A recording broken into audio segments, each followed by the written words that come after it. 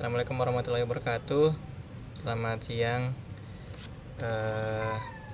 Mohon izin Ibu Cindy Flaudia Putri. Pada kesempatan ini saya akan membawakan materi yang merupakan bagian dari syarat kelulusan mata kuliah Manajemen Keuangan 2, bagian dari tugas ujian akhir semester ganjil tahun 2025-2026. Baiklah, pada presentasi ini saya akan membahas bagaimana leverage seharusnya tidak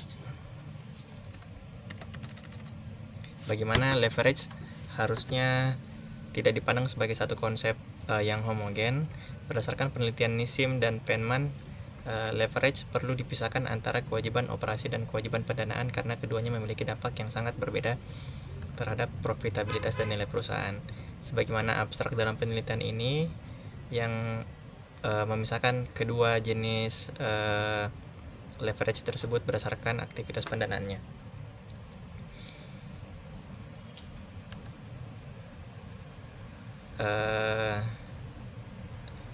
Dalam paparan ini akan dijelaskan yang pertama yaitu pendahuluan yang menjelaskan latar belakang masalah dan pentingnya membedakan jenis leverage dalam analisis perusahaan. Kemudian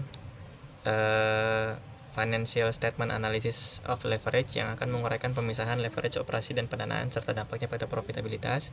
Kemudian leverage equity value and price to book ratios yang akan menunjukkan bagaimana komposisi leverage memengaruhi nilai ekuitas dan rasio price to book. Kemudian empirical analysis yaitu yang akan menguji secara data apakah perbedaan leverage benar-benar berdampak pada profitabilitas dan valuasi, sehingga akan menyimpulkan bahwa pemisahan jenis leverage akan meningkatkan akurasi analisis dan penilaian perusahaan. Yang pertama yaitu pendahuluan. Latar belakangnya sendiri, penelitian ini sebenarnya berangkat dari kritik terhadap analisis laporan keuangan tradisional yang terlalu menyederhanakan informasi neraca. Shell reinforce bahwa laporan keuangan sebenarnya menyimpan informasi ekonomi yang lebih dalam, tetapi sering tidak dimanfaatkan karena semua kewajiban digabung menjadi satu ukuran leverage. Jadi dalam pandangan umum, leverage itu sering dianggap berasal dari pinjaman. Perusahaan menambah utang, memperoleh aset, menghasilkan laba, dan akhirnya meningkatkan return pemegang saham. Karena itu, leverage dipandang sebagai pengungkit keuntungan selama laba operasi lebih besar daripada biaya bunga. Namun asumsi ini hanya benar jika seluruh kewajiban memang utang berbunga. Akibatnya, analisis menggunakan rasio total liabilities terhadap equity, yang dimana rasio ini menganggap semua kewajiban membawa berisiko finansial yang sama. Padahal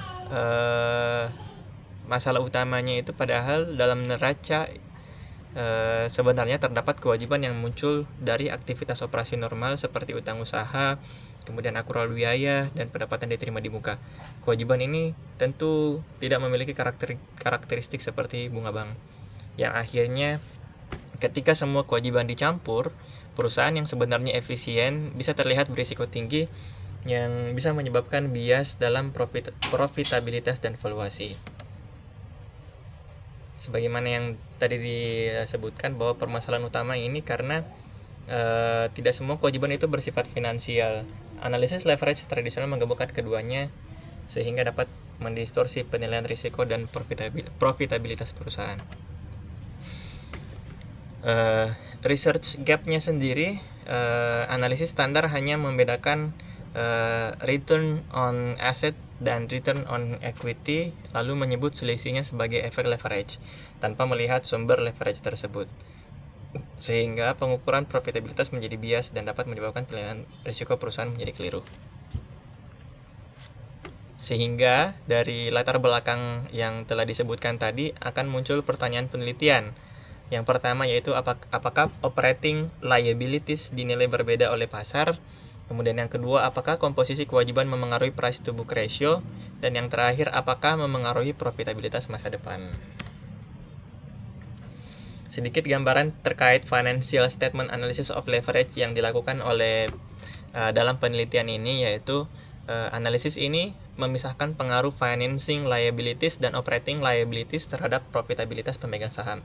Leverage akan memengaruhi yang pertama yaitu laba atau numerator, kemudian yang kedua yaitu ekuitas atau denominator. Karena itu diperlukan analisis laporan keuangan yang memisahkan aktivitas operasi dan aktivitas pendanaan.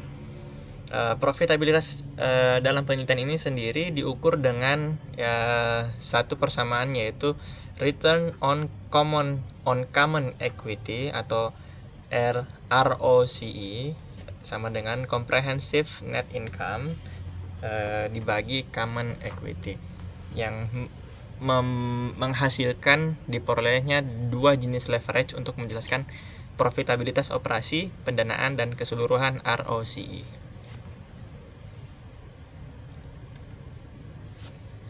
Yang mungkin sebelum berangkat ke sini terlebih dulu akan dijelaskan, yaitu ROCE ini sendiri sebenarnya artinya yaitu profitabilitas pemegang saham diukur menggunakan return on common equity atau ROCE tadi. Jadi ROCE ini dipengaruhi oleh kinerja operasi dan biaya pendanaan sekaligus, sehingga harus dianalisis berdasarkan aktivitas ekonominya. Kemudian yaitu sedikit gambaran terkait leverage, equity value, and price to book ratios.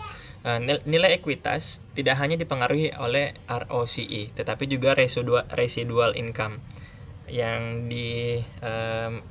dimuat dalam persamaan sebagai berikut, yaitu P awal sama dengan B awal ditambah sigma E awal dikali XT dikurang RB T kurang 1 dikali 1 tambah R pangkat minus T, yang menjelaskan bahwa harga saham sama dengan nilai buku ditambah nilai laba di atas return yang disyaratkan. Karena residual income bergantung pada ROCE, maka leverage yang mengubah ROCE juga mengubah nilai perusahaan relatif terhadap book value atau PBV, yang berimplikasi terhadap komposisi kewajiban, yaitu operasi dibandingkan pendanaan, yang memengaruhi valuasi. Jika pasar menilai keduanya berbeda, maka berarti profitabilitasnya berbeda. Analisis profitabilitas dan rasio PBV saling melengkapi dalam menilai perusahaan. Hasil penelitian ini menghasilkan 5 poin. Yang pertama yaitu keunggulan profitabilitas operating liability leverage atau OLLEV, di mana penelitian ini menunjukkan bahwa operating liability leverage berkorelasi positif dengan RNOA karena kewajiban operasi seperti utang usaha dan pendapatan diterima di muka berfungsi sebagai pendanaan tanpa bunga. Kewajiban ini mengurangi kebutuhan modal yang harus dibiayai oleh utang berbunga atau ekuitas, sehingga menurunkan net operating assets atau NOA sebagai basis investasi. Dengan laba operasi yang sama, tetapi NOA lebih kecil, maka RNOA akan meningkat. Artinya, profitabilitas perusahaan naik karena efisiensi pengolahan operasi dan modal kerja, bukan karena tambahan risiko pendanaan. Selanjutnya yaitu predictive power leverage terhadap profitabilitas masa depan, di mana ini menggunakan data panel dengan rentang waktu 1963 sampai 1999 dengan catatan prediksi kinerja T tambah 1 dikurang T tambah 5. Yang pertama yaitu persistensi laba. Nah, perusahaan dengan operating liabilities tinggi, maka ROCE masa depan lebih stabil dan tinggi. Karena berasal dari aktivitas operasi normal atau bisa dibilang berulang dan berkelanjutan, maka berbeda dengan financial leverage yang hanya efek mekanis pembiayaan, yang menyimpulkan bahwa laba berbasis operasi sama dengan itu lebih sustainable. Yang kemudian yang kedua yaitu informasi akrual atau accrual signal. Operating liabilities mengandung unsur konservatisme, akuntansi, serta beban diakui sekarang, di mana manfaat muncul di periode berikutnya, sehingga liabilities saat ini sama dengan laba masa depan, yang menyimpulkan bahwa kenaikan operating liabilities menjadi sinyal positif profitabilitas. Yang ketiga yaitu Informasi dalam akrual dan prediksi masa depan. Salah satu hasil paling krusial adalah temuan mengenai bagaimana pasar menilai komponen-komponen ini. Yang pertama yaitu kesalahan penilaian investor, di mana investor secara umum cenderung melihat leverage total secara negatif. Namun penelitian ini menemukan bahwa pasar secara implisit menilai $1 kewajiban operasi lebih tinggi daripada $1 utang finansial. Yang kedua yaitu dampak pada rasio price to book value-nya, itu perusahaan dengan kewajiban operasi yang tinggi terbukti memiliki rasio price to book yang lebih tinggi. Hal ini dikarenakan pasar menyadari, meskipun terkadang lambat, bahwa kewajiban operasi mengindikasikan efisiensi operasional dan potensi pertumbuhan laba di masa depan yang tidak dimiliki oleh utang bank murni. Yang keempat yaitu analisis risiko, di mana downside dibandingkan dengan upside leverage ini menurut kerangka Sinha yang menyimpulkan bahwa yang pertama yaitu elastisitas DFL.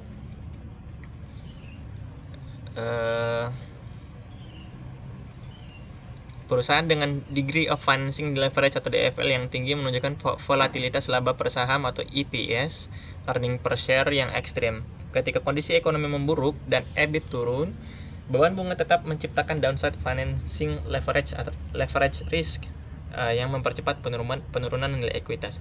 Kemudian limitasi utang, di mana analisis data menunjukkan bahwa perusahaan yang mendekati batasan kontrak utang atau debt covenants cenderung memiliki fleksibilitas operasi yang rendah, yang pada akhirnya menekan kemampuan perusahaan untuk memanfaatkan kewajiban operasi atau OLLEV secara optimal. Yang terakhir yaitu synthetic efficiency leverage atau FLE. Sebagai hasil akhir dari analisis penelitian ini memperkenalkan konsep financing leverage efficiency atau FLE.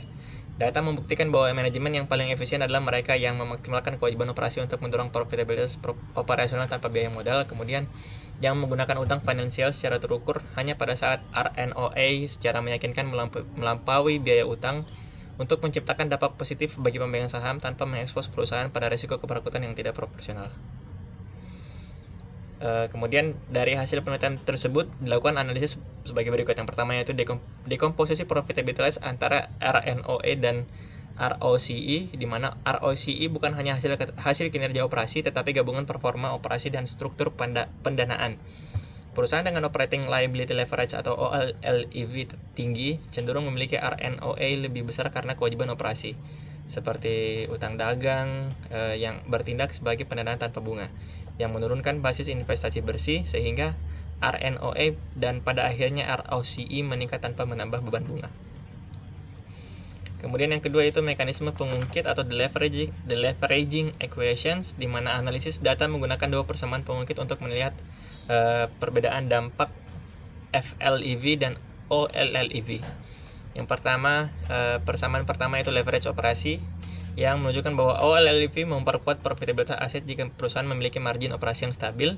Peningkatan kewajiban operasi akan memberikan daya ungkit leveraging effect yang positif pada RNOE. Yang kedua yaitu leverage financial, menunjukkan bahwa financial leverage atau FLEV hanya bermanfaat jika RNOE lebih besar daripada biaya utang setelah pajak. Data menunjukkan bahwa banyak perusahaan dengan 10 FLEV tinggi justru mengalami penurunan ROCE karena beban bunga menggerus margin operasi yang kecil. Kemudian yang ketiga itu analisis sensitivitas laba atau degree of financing leverage DFL. DFL sama dengan perubahan EBIT, persentase perubahan EBIT dibandingkan dengan persentase perubahan EPS, yang dimana mengukur sensitivitas laba pemegang saham atau EPS terhadap perubahan laba operasi EBIT akibat beban bunga tetap, sehingga didapatkan yang pertama risiko turunnya yaitu beban bunga tinggi, maka sensitivitas ekstrim EBIT turun 10% sampai earning per share-nya bisa turun lebih dari 30%, yang akan berpotensi pelanggaran covenant dan technical default di mana leverage memperbesar kerugian. Kemudian risiko naiknya yaitu saat ekonomi membaik maka EBIT naik sehingga EPS naik tajam, di mana ini akan membuat leverage memperbesar keuntungan. Sehingga dapat diambil kesimpulan bahwa financing leverage adalah penguat atau pengungkit, di mana ini akan menaikkan return saat kondisi baik tetapi jauh lebih berbahaya saat kondisi buruk. Kemudian yang keempat yaitu informasi dalam akrual dan prediksi masa depan. Analisis terhadap komponen kewajiban operasi mengungkapkan informasi yang tidak terlihat di permukaan. Yang pertama itu pembalikan akrual, di mana banyak kewajiban operasi seperti pendanaan ditangguhkan atau cadangan kewajiban yang bersifat konservatif. Data menunjukkan bahwa perusahaan dengan posisi kewajiban operasi yang tinggi saat ini cenderung melaporkan kenaikan laba yang signifikan di masa depan, atau setidaknya 1 tahun ke depan saat akrual tersebut dibalik menjadi laba. Yang kemudian itu persistensi laba, di mana laba yang dihasilkan dari efisiensi operasi dengan OLLEV tinggi terbukti jauh lebih persisten atau bertahan lama dibandingkan laba yang didorong oleh penambahan utang bank dengan FLEV tinggi. Yang terakhir yaitu penilaian pasar atau market valuation dan rasio PB. Jadi secara teori, leverage tinggi akan menurunkan rasio PVB, PBV, price to book value, karena meningkatkan risiko. Namun secara empiris, perusahaan dengan OLLEV tinggi justru memiliki PVB lebih tinggi. Ini menunjukkan pasar membedakan jenis leverage berdasarkan kewajiban operasi dipandang sebagai sinyal efisiensi dan kualitas manajemen atau pendanaan tanpa bunga, sedangkan utang pendanaan dianggap menambah risiko. Dengan kata lain, pasar lebih menghargai utang pemasok dibanding utang bank. Sehingga dapat ditarik kesimpulan bahwa penelitian ini menegaskan bahwa leverage tidak bersifat homogen. Operating liability leverage atau OLLEV dan financing leverage atau FLEV memiliki implikasi berbeda terhadap nilai perusahaan. Kewajiban operasi meningkatkan RNOA karena berfungsi sebagai pendanaan tanpa bunga dan mencerminkan efisiensi rantai pasok, serta mampu memprediksi profitabilitas masa depan melalui pembalikan akrual. Sebaliknya, utang pendanaan merupakan sumber risiko dan hanya menciptakan nilai bila laba operasi melebihi biaya modal. Penggunaan berlebihan meningkatkan sensitivitas laba atau DFL dan risiko penurunan kinerja. Kemudian yang terakhir yaitu temuan terkait rasio PVB yang lebih tinggi pada perusahaan dengan OLLEV besar menunjukkan pasar lebih menghargai efisiensi operasional dibanding ketergantungan pada utang bank. Sehingga analis dan investor sebaiknya memisahkan sumber kewajiban dalam analisis leverage. Sementara manajemen perlu mengoptimalkan kewajiban operasi dan membatasi utang finansial agar tidak melanggar kovenan. Demikian sedikit rangkuman terkait penelitian yang telah dilakukan oleh Nisman dan Penman dengan judul Financial Statement Analysis of Leverage and How It Informs about Profitability and Price to Book Ratios. Demikian, terima kasih Ibu Cindy. Mohon maaf atas kekurangan yang dalam penyampaian saya. Wassalamualaikum warahmatullahi wabarakatuh.